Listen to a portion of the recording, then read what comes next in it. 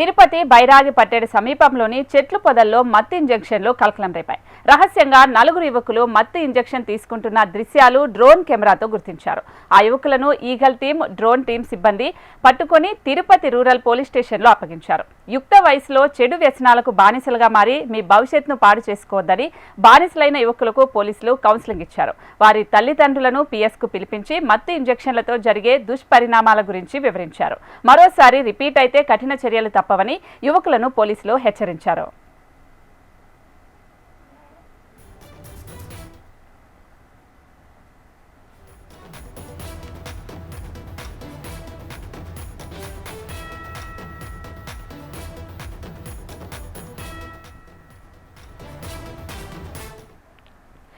Breaking news చూస్తున్నాం. తిరుపతి బైరాగి పట్టేడు సమీపంలోని చెట్ల పొదల్లో మత్తు ఇంజెక్షన్లు కలకలం రేపాయి. రహస్యంగా 4 యువకులు మత్తు ఇంజెక్షన్ తీసుకుంటున్న దృశ్యాలు డ్రోన్ కెమెరాతో గుర్తించారు.